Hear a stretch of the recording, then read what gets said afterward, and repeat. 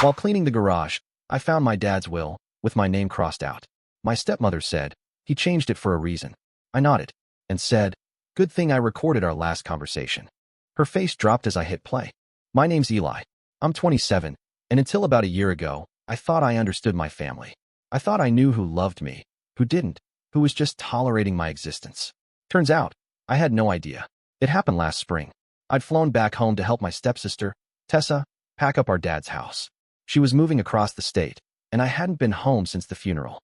6 months since Dad died, and I hadn't been back once. Not because I didn't care, but because I didn't feel welcome. The house didn't feel like his anymore. It felt like Sharon's. Sharon is my stepmother. She married my dad when I was 12, after my mom passed away from a sudden stroke. I remember standing in a suit that didn't fit, watching Sharon smile at the funeral, talking to my dad like they'd already been dating. 3 months later, she moved in with her daughter, Tessa, and everything started shifting. Not all at once. At first, it was small stuff. My favorite meals disappeared from the table. Family vacations became just the three of us after I turned 16. My dad started telling me things like, Sharon thinks you should be more independent, or Tessa needs the car more this week, Eli. By the time I left for college, I felt like I had 1 foot in that house and 1 foot already out of it. I didn't complain. I kept my head down. I got scholarships, worked a night job, sent my dad emails he barely read. And then came the cancer diagnosis. Stage 4. Fast. Aggressive. I came home. I quit my job. I spent months sleeping on the floor beside his bed, learning how to lift his legs, clean his feeding tube, change his sheets without making him feel ashamed. Sharon handled the money, the prescriptions, the hospital appointments. But I was the one who stayed when the nurses left. He died quietly one morning in November. His hand was cold when I reached out to squeeze it.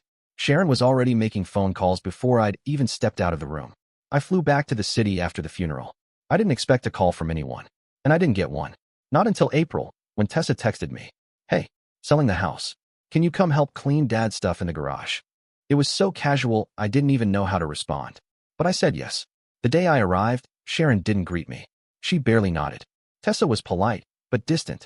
It was like stepping into a hotel lobby where you used to live. I went straight to the garage. The shelves were a mess, boxes of receipts, broken tools, old fishing gear from a trip we never took. The air was stale, dusty. I started lifting boxes, stacking them neatly, trying not to feel anything, trying to move fast so I could get out of there without drowning in nostalgia. Then I saw it, an old manila envelope shoved between 2 toolboxes, yellowed edges, no label. I opened it. Inside were a few typed pages, folded once. And there, in bold font, was the title. Last Will and Testament of James Howard Sutherland. My dad. I held my breath. I skimmed the pages, reading faster with each line. The document looked formal, real. Signatures at the bottom. But something wasn't right. My name was in it, once, as a beneficiary of his estate. But someone had taken a red Sharpie and crossed it out. Hard. Like they wanted it to bleed through the page. I stared at it. My hands started shaking. Then I heard the door creak open. Sharon stood in the doorway, holding a glass of iced tea like she was dropping by to check on a neighbor. She saw what I was holding. Her eyes flicked to the envelope, then to my face. And she said it. Clear as day. He changed it for a reason. I blinked. Sorry. She smiled faintly. The will. He wanted things to go to Tessa. He said you were always off in your own world. That you didn't really need anything. I couldn't move. My brain was still catching up. She walked over slowly, took the will from my hands like it belonged to her, and added, we figured you'd understand. I nodded. Not because I agreed, but because I already knew the truth. I already had something Sharon didn't know existed. The last conversation I ever had with my father, the one where he told me something she'd never want anyone to hear, was saved on my phone. I recorded it, and I hadn't played it since the day he died. After Sharon walked out with the will in her hand, I stood there in the garage, frozen. Dust floated in the air like ash. The silence was thick, and the only sound was my own pulse pounding in my ears. I should have yelled. I should have demanded answers, torn the papers from her hand, screamed in her face. But I didn't. Instead, I sat down on the concrete floor, pulled out my phone, and opened the voice recording app. There it was. October 27th, 11:04 p.m. Length, 12 minutes, 42 seconds. The last real conversation I ever had with my father. And for the past 6 months, I hadn't had the strength to listen to it. Until now. He was weaker that night than I'd ever seen him. His hands trembled when I helped him sit up in bed. His voice cracked with every word. But there was clarity in his eyes. Like he knew this might be it. I'd asked him something simple. Do you want me to call the nurse? And he'd said, no, I want to talk. Just you. So I let the recording run, propped the phone up on his nightstand, and held his hand. I hit play. His voice filled the garage. Eli, you're a good man. You always have been. Smarter than me, more patient. You never let on how much we failed you after your mother passed. I flinched. I could hear the rasp in his throat, the way he kept trying to clear it. Sharon, she had her own ideas. She kept telling me you were entitled, that you were waiting for me to die so you could cash out. And for a while, I started believing it. My fists clenched. I remembered that version of him. Tired, distant, cold. But I was wrong. You came back. You were here. Every day. You wiped my mouth when I couldn't move, Eli. You read to me when my eyes couldn't focus. You stayed. The recording paused as he coughed violently. Then it continued. I signed 2 wills. Sharon pressured me to do it. One version cuts you out completely. She said it would be cleaner, that you didn't need the house. But the real one, the one I left with Michael, that's the one that counts. You hear me. Michael, my dad's lawyer. I didn't know then what he meant. But now it clicked. If she finds the fake one, she'll show it around. But it's not real. The lawyer has the final copy. Signed, notarized. You were never out. You are my son. The audio ended with a long pause, and then one last whisper. Burn the fake one, Eli. That's not my voice. I sat there for another 5 minutes after the recording ended, staring at the dusty floor. Something in me cracked open. He knew. My dad wasn't blind. He saw what was happening.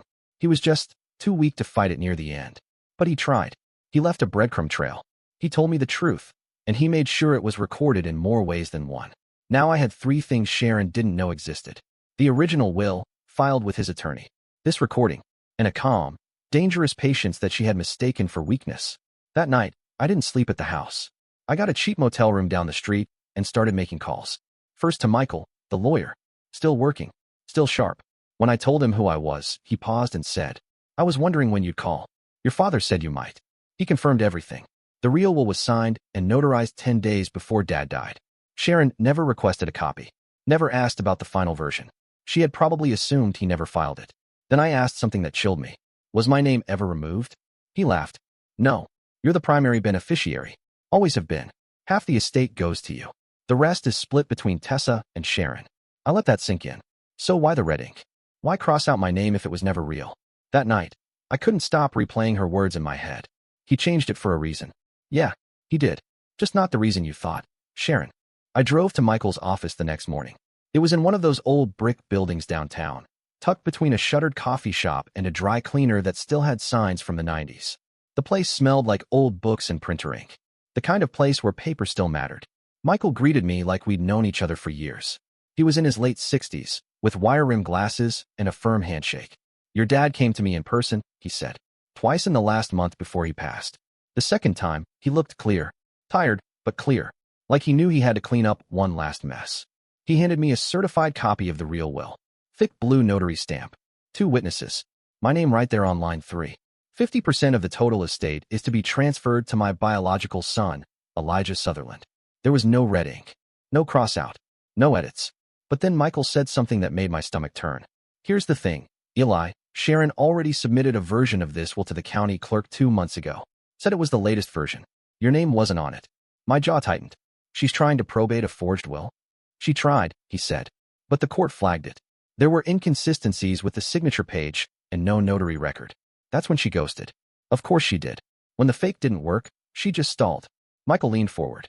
Look, you're not just inheriting a house. There's a stock portfolio. Payout from an old retirement fund. And your dad had a life insurance policy. $200,000. You were listed as the sole beneficiary. I stared at him. Then why haven't I seen a penny? He gave me a hard look. Because Sharon told the insurance company there was no living beneficiary. She submitted a death certificate and requested the funds to be distributed to the estate. My blood went cold. So she'd already tried to cash out everything, using a lie. She wanted to funnel it all through probate, under her control. That explained why I was never notified. Why she never brought up the lawyer. Why she smiled in that garage and said, he changed it for a reason. She didn't just try to cut me out. She tried to erase me. I left Michael's office with a folder of documents and a plan forming in the back of my mind. I wasn't going to scream. I wasn't going to confront her in the driveway or post screenshots online. I was going to do what my dad didn't live long enough to do. Finish it. That afternoon, I visited someone I hadn't seen in years, a retired notary named Marlene. She was a longtime family friend. She'd signed off on dozens of documents for my dad over the years. I brought both versions of the will, the fake, which I'd secretly photocopied before Sharon snatched it back, and the real one Michael gave me. Marlene looked at both, held them under a desk lamp, and let out a low whistle. This one, she said, pointing to the forged version, isn't mine. That's not my signature. That's not even the right stamp. She even showed me her old notary log. Only one version was recorded, the real one, the one with my name.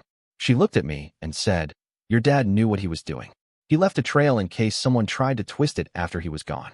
I nodded and quietly thought, it's time to twist it back. That night, I didn't sleep. I stayed at the motel, laptop open, building a digital folder. Real will, scanned, notarized, time-stamped. Fake will, scanned copy, red marks visible, forged notary seal. Voice recording of my dad explaining the two versions. Michael's statement, written and signed. Marlene's notary log and signature affidavit. By midnight, I had everything. A clean timeline, a full case, and just one thing left to do. Deliver it. But not to the court. Not yet. I wanted Sharon to see it. To hear it. To know, before the world found out, that I knew exactly what she did. I texted Sharon the next morning. Just one line. "Before I leave town, I'd like to have dinner with you and Tessa. No drama. Just closure." She replied in under a minute. "Of course. That's very mature of you." Mature. Right. She had no idea the kind of closure I had in mind. That evening, I reserved a booth at a small steakhouse about 20 minutes from the house. A place my dad used to take me before Sharon moved in and made it too expensive. He'd always order the same thing, prime rib, extra horseradish, and a Coke with lime. I picked that place on purpose. We met at 6:30 sharp. Sharon showed up dressed like she was meeting a realtor. Hair curled, lipstick too bright. Tessa followed her in, scrolling on her phone like she couldn't care less. I stood to greet them. No handshake. No hug. We ordered food. Small talk. Sharon mentioned a few house repairs, like I was supposed to care. Tessa didn't look up from her salmon. Then came the silence. That moment where people run out of safe topics, and the real reason they're sitting down starts to rise up from under the table. Sharon sipped her wine and said, "So, how was the garage?" Right. There it was. I smiled faintly. Nostalgic. Found a lot of things I hadn't seen in years. She tilted her head. "Anything interesting?" I nodded slowly. "A will. A fake one." Tessa's fork clinked against her plate. Sharon didn't blink. "I told you, Eli. He changed it for a reason." Then I reached into my jacket, pulled out my phone, and set it on the table. "Yeah," I said. "And he also said something else." I tapped play. My dad's voice came through the speaker. Soft, frail, but unmistakable. I signed 2 wills. Sharon pressured me to do it. But the real one, the one I left with Michael, that's the one that counts. Tessa froze. Sharon's smile vanished like someone flipped a switch. "You were always my son. That other one, you burn it." That's not my voice. The recording ended in silence. I didn't say a word. I slid a thin folder across the table. Inside, notarized documents, court-ready statements, even Marlene's signature comparison. Sharon didn't touch it. Tessa whispered, "Mom?" But Sharon was pale now. Her lips parted, but nothing came out. I leaned forward. "You forged a will, lied to the court, tried to cash out a life insurance policy by claiming I didn't exist. Still nothing. So I gave her one final gift. I haven't filed anything yet. I wanted you to hear it first." From his voice. She finally spoke. Quiet. Croaky. "It was never personal, Eli." I nodded. Funny. Because to him, it was only personal. Then I stood up, dropped the check on the table, and left them sitting there. Shell-shocked. Silent. Exactly the way they'd left me. Back at the motel, I emailed everything to Michael. Within 24 hours, we filed a formal fraud complaint. The court opened a review of the probate documents. And just like that, her game unraveled. 3 days after the dinner, I got a call from Michael. The probate judge saw everything. He's reopening the estate proceedings. Sharon's been contacted. I didn't ask what he said next. I already knew. Sharon's version of the will was officially void. The forgery? Investigated. Her submitted paperwork? Flagged. Life insurance payout. Frozen pending review. And the house. Locked in probate until the rightful heir was confirmed. For once, I didn't have to raise my voice. The paper did it for me. Tessa called me the next night. First time in over a year. Her voice was different. Quieter. Like someone who wasn't sure if they were still allowed to speak. "Eli, Mom's freaking out. She said you're trying to ruin her." I stayed silent. "She said you want us homeless. That you're dragging this out just to punish her." "She forged a legal document," I said flatly. "That's a felony." "I know. But she thought Dad owed her. She gave up her career to be with him. She took care of him, too." I almost laughed. She locked herself in the bedroom every night while I fed him meds and changed his bed sheets. I'm just saying, maybe this doesn't have to go public. There it was. Not a real apology. Not accountability. Just fear of the fallout. I took a breath. Tessa, I don't want to destroy your life. But this was theft. And you knew. Maybe not all of it, but enough. Silence. Then she said it. Quiet. Defeated. She told me you didn't care about him. That you were gone when it mattered. That the will was updated because you weren't there. I could feel something break in her voice. And then she hung up. I didn't follow up. Didn't call her back. I had nothing left to explain. The court hearing was scheduled for the following Tuesday. I didn't bring a lawyer. I didn't need to. Michael came. So did Marlene, the notary. Both testified under oath that Sharon's version was fraudulent. That the notary stamp on the forged copy wasn't real. That the signature page had been altered. Sharon didn't show, but her lawyer did. He tried to argue confusion, that my father had multiple drafts, that emotion was clouding judgment. Then Michael handed the judge a USB, the audio file of my father's final words. There was a moment where no one in the courtroom moved. The judge asked for silence and played the clip aloud. Everyone heard him say it. That other will, burn it. That's not my voice. It was over in minutes. The judge ruled the original will valid and enforceable. I was awarded my 50% of the estate, including the house. The forged version? Dismissed. The insurance company notified. The clerk's office opened a fraud investigation. I walked out of the courthouse into the sharp winter air. No cheers. No cameras. No applause. Just stillness. And that was enough. I got the keys to the house 2 weeks later. They weren't handed to me by Sharon. She'd already moved out. Quietly. No fight. No lawsuit. No more fake smiles. The locks had been changed by the court order, and the realtor handed me a fresh set. I stood on the porch for a few seconds before opening the door. It was strange. This was the house I grew up in, and yet everything inside looked like someone else's life had swallowed mine. The furniture was sleek and sterile. The walls were painted a beige I didn't recognize. Family photos had been stripped, except for a few of Tessa's graduation and Sharon's wedding anniversary. It didn't feel like a home. It felt like a cover story. I didn't move in permanently. Not right away. I stayed for one night, long enough to walk through every room, check the attic, the basement, the office. When I finally reached the garage, I sat down in the same spot I had when I found the forged will. The dust had settled, literally and figuratively. I brought a box with me, just a few things I'd pulled from storage. The printout of the real will. A photo of me and my dad on a fishing trip we never finished. The old voice recorder with my father's final words saved on it. And a handwritten letter. I left the letter on the kitchen counter before I locked the door behind me. It wasn't long. Just a single page. Sharon, you were right about one thing. He did change the will for a reason. But it wasn't because he stopped loving me. It was because he started seeing you clearly. I hope you think about that every time you wonder how this slipped through your fingers. I didn't steal anything from you. I just reclaimed what was already mine. I never heard from her again. Tessa sent me one final message a month later. I guess we deserved that. I didn't reply. Not because I hate her. Not because I wanted to win. But because silence, real, deliberate silence, is sometimes the only honest ending. As for me, I sold the house 6 months later. Not out of spite. Just to start fresh. I used the money to put a down payment on a small cabin out near the lake where my dad and I used to camp when I was a kid. I kept the fishing gear, the old radio, the voice recorder, and one last photo of us, taped above my desk. It's his smile in that picture that reminds me. You don't have to shout to fight back. Sometimes, all you need is the truth and patience. The rest takes care of itself. And that's the story. If you're still here, that means you're one of us. So go ahead, hit that subscribe button. I drop new chaos every single day, and trust me, tomorrow's story, it's even worse than this one.